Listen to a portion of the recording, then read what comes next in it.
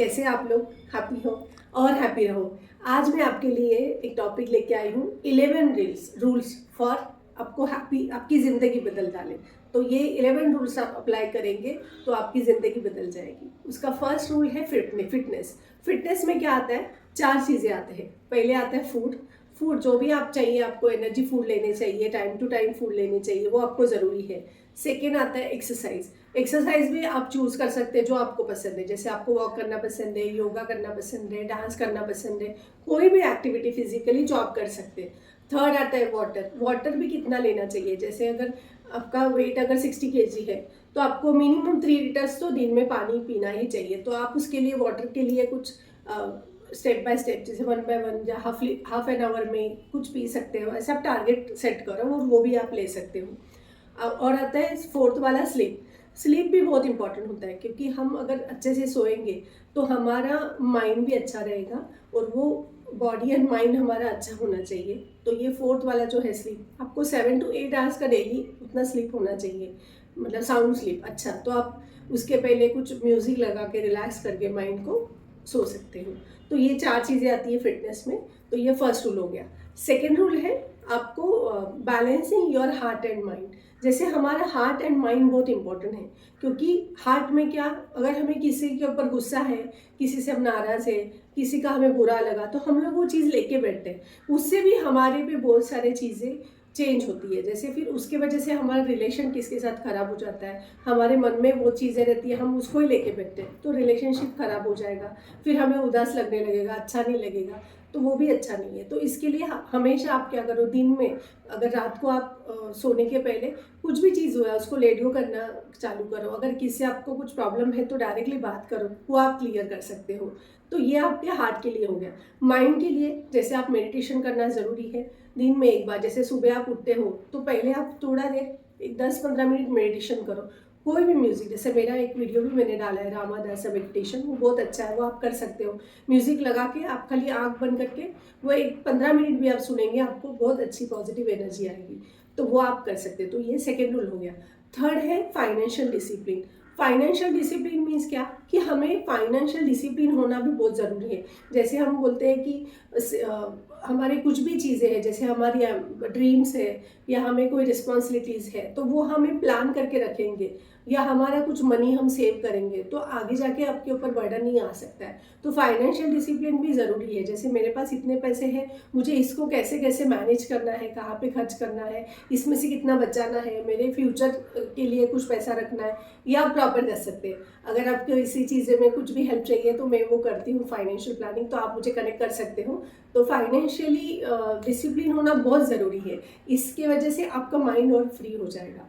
Fourth आता है good communication. जैसे कम्युनिकेशन से बहुत सारी चीज़ें चेंज होते हैं। अगर हम अच्छी बातें करेंगे तो हमारा लोगों से रिलेशन अच्छा रहेगा।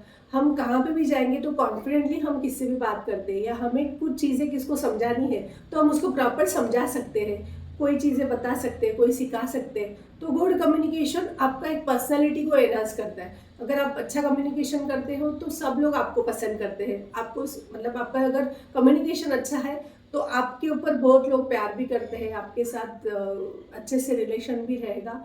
और एक होगा कि आपका कॉन्फिडेंस भी हमेशा अच्छा रहेगा। वो हो गया फोर्थ। फिफ्थ है जो कंटिन्यूअस लर्निंग। जैसे हमेशा हमें अपने आप को कुछ ना कुछ हम सीखते रहने चाहिए।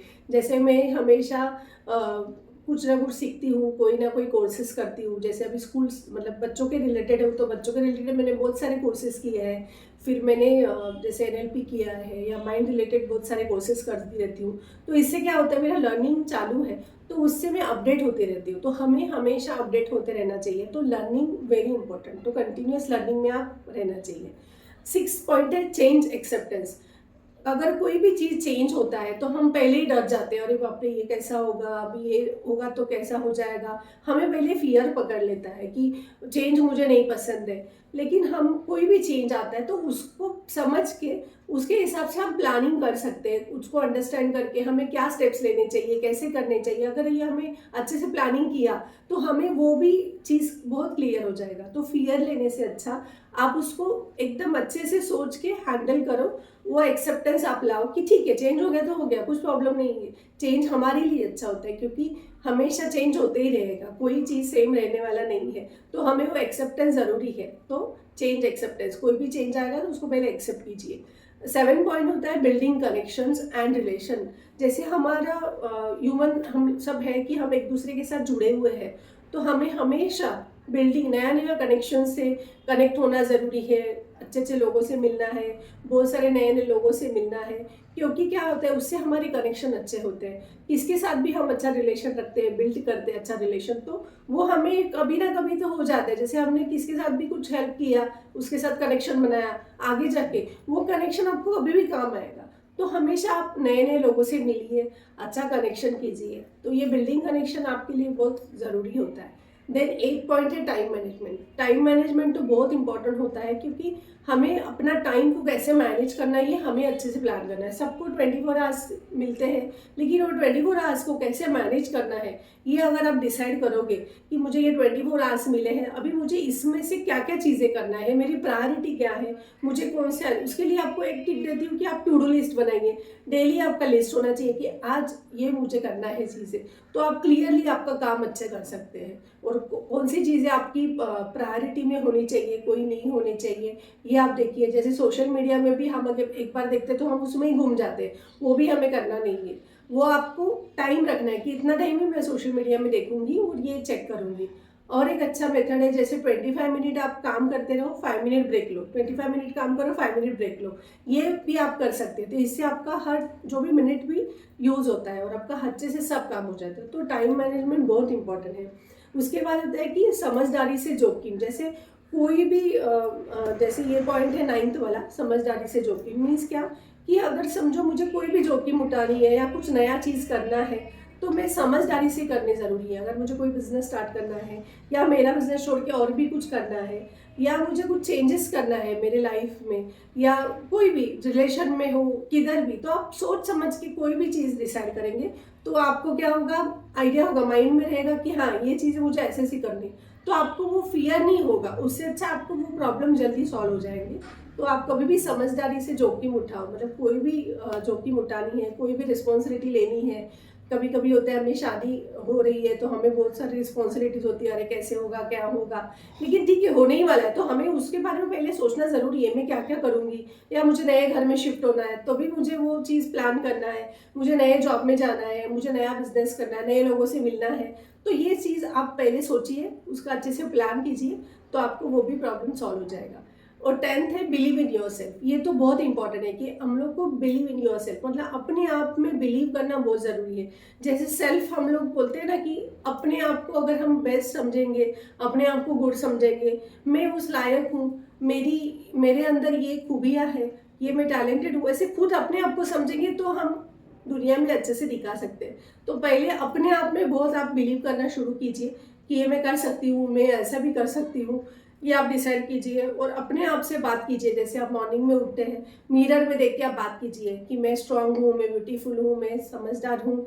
जो भी आपको बोलना है आप बोल सकते हैं। इससे क्या होगा, आपका खुद के ऊपर का बिलीव अच्छा रहेगा। अगर दुनिया कुछ भी बोले, लेकिन मुझे मेरे में बिलीव रहेगा तो मैं कोई भी चीज़ कर सकती हूँ, और उसकी वजह से नथिंग इज इम्पॉसिबल रहेगा। कुछ भी मुझे इम्पॉसिबल लगेगा ही नहीं, सब मुझे पॉसिबल लगेगा। तो 10th पॉइंट है बिलीव इन योर सेल्फ। और ये लास्ट बट नॉट लीस्ट, जैसे लास्ट पॉइंट है 11 रूल्स है ग्रैटिट्यूड एंड हेल्पिंग अदर्स। जैसे हमें ग्रैटिट्यूड में रहना बहुत ज़रूरी है। जैसे मैं रोज़ उठ के सुबह सब चीज़ों को थैंक यू बोलती हूँ, रात को सोने के टाइम थैंक यू बोलती हूँ कि ये जो भी मुझे मिल रहा है वो मैं उसके लिए बहुत ग्रैटिट्यूड में हूँ, मैं कृतज्ञ हूँ, हर चीज़ मुझे मिल रहा है, भगवान मुझे दे रहा है। तो आप वो हमेशा कीजिए, थैंक यू बोलना सीखिए। थैंक यू बोलेंगे तो आपको बहुत सारा सपोर्ट मिलेगा। और वैसे ही लोगों को हेल्प कीजिए, जैसे यहाँ पे किसकी ज़रूरत है तो हमें उनको हेल्प करना बहुत ज़रूरी है, क्योंकि आप किसकी हेल्प करेंगे ना तो कल जाके आपको हेल्प मिल जाएगा अपने आप से। तो ये हमारे 11 रूल्स हो गए। तो हम ये चीज़ में गौर करेंगे और प्रैक्टिस करो आप। अगर आप ये 11 रूल्स फॉलो करते हैं तो आपकी ज़िंदगी बदल जाएगी। और आप बदलने के बाद मुझे कमेंट भी कीजिए कि आपको क्या फ़ायदा हो गया ये चीज़ से, और अच्छा लगा कैसे लगा ये आप ज़रूर मुझे बताइए। Thank you so much.